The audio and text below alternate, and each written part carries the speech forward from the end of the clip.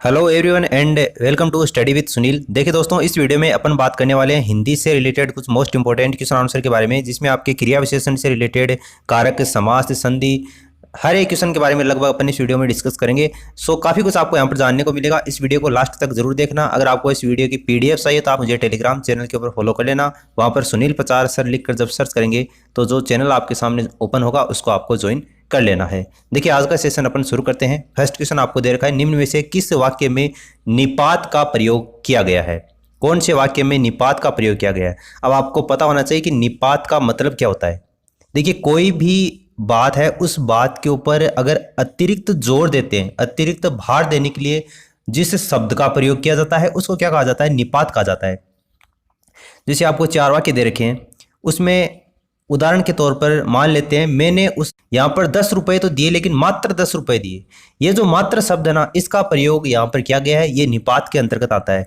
और भी कई शब्द आते हैं जैसे भी, तक, केवल, मात्र शब्द यहाँ पर आ गया। इसके अलावा ही जो शब्द आता है ना, ये भी इसी निपात में ही इसका प्रयोग किया जाता है। तो ऐसे शब्द जो किसी बात के ऊपर अतिरिक्त भार देने के लिए जिन शब्दों का प्रयोग किया जाता है उसको निपात कहते हैं। फिर अगला क्वेश्चन आपको दे रखा है, तपस्वी शब्द में किस प्रत्यय का प्रयोग हुआ है? तपस्वी शब्द में किस प्रत्यय का प्रयोग हुआ है? देखिए प्रत्यय वो शब्द होता है जो दूसरे शब्दों के अंत में जुड़ता है और अपनी प्रकृति के अनुसार ही उस शब्द का जो अर्थ है उसको परिवर्तित कर देता है। उसको क्या कहा जाता है? प्रत्यय कहा जाता है। यानी कि कोई शब्द होता है, उसमें प्रत्यय शब्द जुड़ता है और बाद में एक नया शब्द बनता है। यहाँ पर देखिए ये तपस्वी शब्द है, इसको जब आप अलग करोगे तो ये होगा तपस्य धन वी। तपस यहाँ पर शब्द है, तपस शब्द में वी प्रत्यय यहाँ पर जुड़ा है और ये तपस्वी शब्द बना है। ऑप्शन फर्स्ट क्या हो जाएगा? इसका करेक्ट आंसर हो जाएगा। तपस्वी का अर्थ होता है तपस्या करने वाला जो व्यक्ति होता है उसको क्या बोलते हैं? अपन तपस्वी बोलते हैं। अर्थ के आधार पर क्रिया विशेषण के कितने भेद होते हैं? अर्थ के आधार पर क्रिया विशेषण के कितने भेद होते हैं? देखिए क्रिया विशेषण क्या होता है? वो शब्द जो किसी क्रिया के पहले आता है और उस क्रिया की विशेषता बताता है उसको क्या बोलते हैं? क्रिया विशेषण बोलते हैं। जैसा कि नाम से ही स्पष्ट है, क्रिया विशेषण अर्थ के आधार पर चार भेद होते हैं, इसलिए ऑप्शन थर्ड इसका आंसर हो जाएगा। वो चार भेद कौन कौन से होते हैं? देखिए फर्स्ट होता है स्थानवाचक क्रिया विशेषण, दूसरा होता है कालवाचक, तीसरा होता है परिमाणवाचक और चौथा होता है रीतिवाचक। पहले बात करेंगे अपन स्थानवाचक, यानी कि वो अविकारी शब्द जो किसी क्रिया के स्थान का बोध कराते हैं उसको स्थानवाचक क्रिया विशेषण कहते हैं। जैसे यहाँ, वहाँ, कहाँ, आगे, जहाँ, बाहर, ये जो शब्द होते हैं वो स्थान का बोध कराते हैं। दूसरा है कालवाचक, यानी वो अविकारी शब्द जो किसी क्रिया के होने का समय बतलाते हैं उनको कालवाचक कहते हैं। जैसे कभी, अब तक, तो ये कालवाचक होते हैं। तीसरा होता है परिमाणवाचक, यानी वो अविकारी शब्द जो किसी क्रिया के परिमाण का बोध कराते हैं उसको परिमाणवाचक बोलते हैं। परिमाण का बोध यानी कि कुछ, थोड़ा, काफी, ये जो शब्द होते हैं वो परिमाण का बोध कराते हैं। चौथा है रीतिवाचक, यानी कि जो शब्द किसी क्रिया के करने के तरीके का बोध कराता है उसको रीतिवाचक क्रिया विशेषण बोलते हैं।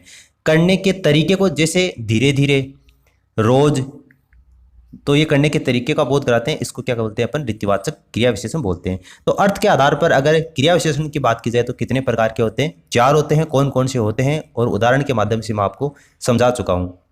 फिर देखिए नेक्स्ट आपको दे रखा है अनुधनित। अनुधनित के मेल से बने शब्द का चयन कीजिए। अनुधनित,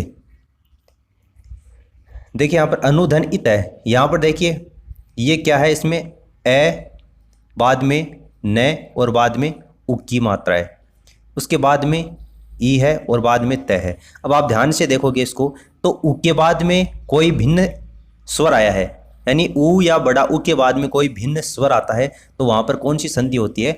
यण संधि होती है। उससे पहले का जो वर्ण है वो क्या है? यहाँ पर आधा है, इसलिए यहाँ पर कौन सी होगी? यण संधि होगी। अब यण संधि का आपको पता होगा कि उ के बाद में अगर कोई भिन्न स्वर आता है तो वो किस में चेंज होता है? व में चेंज हो जाता है। यहाँ पर ए पहले से है, न आधा है यहाँ पर, और बाद में आगे ई है और बाद में त है। ये जो ई है ना वो इस व में मिल जाएगा और ये शब्द बन जाएगा अन्वित।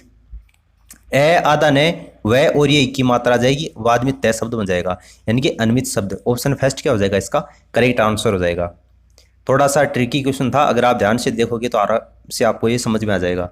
देवनागरी वर्णमाला में स्वरों की संख्या क्या है? देवनागरी वर्णमाला में स्वरों की संख्या क्या है? तो देखिए यहाँ पर स्वरों की संख्या या फिर वर्ण भी आपको देखकर पूछा जा सकता है। वर्ण होता क्या है?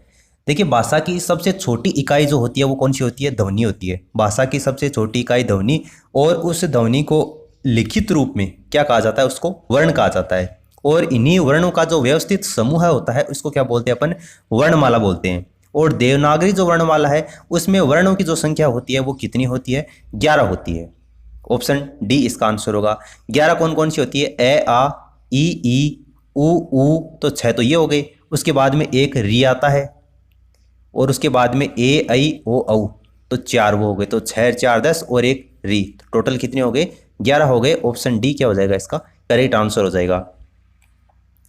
अगला क्वेश्चन आपको दे रखा है, निम्न में से ऊष्म व्यंजन कौन से हैं?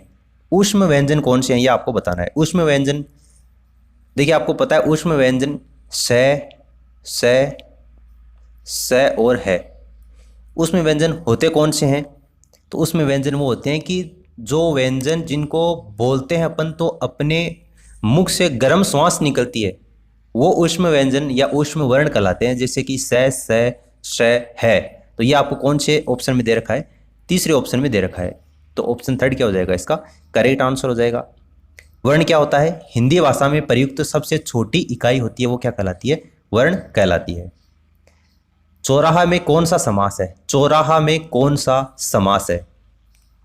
तो देखिए समास क्या होता है? दो या दो से अधिक शब्द जब मिलते हैं तो एक नया और सार्थक शब्द बनता है, उसको क्या बोलते हैं? अपन समास बोलते हैं। अब यहाँ पर चौराहा उदाहरण आपको दे रखा है। चौराहा का विग्रह होता है 4 राहों वाला, यानी चौराहा 4 राहों वाला। पहला पद इसमें क्या है? संख्यावाचक है। और जिस समास में पहला पद संख्यावाचक होता है वो कौन सा होता है? द्विगु समास होता है। इसका जब विग्रह करते हैं अपन तो हमको एक समूह का बोध होता है। ठीक है, 4 राहों वाला, तो इसमें कौन सा समास हो गया? द्विगु समास हो गया। फिर नेक्स्ट आपको दे रखा है, फल का अर्थ है। फल का अर्थ क्या है? तो अनिकार्थक शब्द में ये क्वेश्चन है आपको। देखिए फल का अर्थ होता है पेड़ पौधों से प्राप्त जो गुद्देदार बीजकोष होता है, यानी उसको क्या बोलते हैं? अपन फल बोलते हैं। इसके अलावा नतीजा, कोई परिणाम आता है उसको क्या बोलते हैं? अपन फल ही बोलते हैं। तलवार का अगला हिस्सा, तलवार के अगले हिस्से को फल नहीं बोलते हैं। तलवार की जो धार होती है उसको बोलते हैं अपन। तलवार की धार या फिर कोई तीर होती है, तीर आदि का जो अगला भाग होता है उसको क्या बोलते हैं? अपन फल बोलते हैं। तो इसमें ये गलत हो जाएगा। वृक्ष का फल होगा, परिणाम होगा, लेकिन चाकू नहीं होगा, ये गलत हो जाएगा। वृक्ष का फल होता है, नतीजा होता है, लाभ होता है, लाभ भी होता है। कोई नतीजा, कोई काम करते हैं उसका परिणाम आता है, उसको भी क्या बोलते हैं? फल बोलते हैं। गणित में अपन अगर कोई ऑपरेशन करते हैं, कोई क्रिया लगाते हैं, तो उसका जो अंतिम परिणाम आता है उसको भी क्या बोलते हैं? फल बोलते हैं, उसको लाभ बोलते हैं। तो ऑप्शन थर्ड क्या हो जाएगा? इसका करेक्ट आंसर हो जाएगा। फिर आपको नेक्स्ट दे रखा है, सही जोड़ी बनाइए। सही जोड़ी बनाना है आपको। एक तरफ आपको संधि दे रखी है और दूसरी तरफ उस संधि से संबंधित प्रकार दे रखे हैं, कौन सी है? कोणार्क। तो कोणार्क में कौन सी संधि है? पहले ये देखो, कोणार्क में जब आप इसका संधि विच्छेद करोगे तो ये आएगा कोण धन अर्क। कोण धन अर्क, यहाँ पर अण में क्या है? ए है, और उसके बाद में भी क्या है? ए है। तो ए और ए दोनों समान स्वर आपस में मिल गए और यहाँ पर एक बड़ा स्वर बनेगा, बाद में कोणार्क बन गए। यहाँ से ये कह रहे यहाँ से आ जाएंगे, तो कोणार्क। यहाँ पर कौन सी संधि हो गई? दीर्घ स्वर संधि हो गई। उसके बाद में सेकंड दे रखा है आपको प्रेरणता। तो प्रेरणता का जब आप संधि विच्छेद करोगे तो प्रेरणता का संधि विच्छेद होगा प्र धन नेता, प्र धन नेता। और इसमें कौन सी संधि होगी?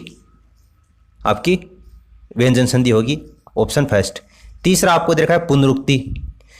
पुनरुक्ति में देखो इसका संधि विच्छेद करोगे तो पुनः धन उक्ति, पुनः धन उक्ति। तो यहाँ पर ओबेसी बात है, विसर्ग आया है, इसलिए कौन सी संधि होगी? विसर्ग संधि हो जाएगी। इसके अलावा लास्ट आपको दे रखा है लघ्वाहार।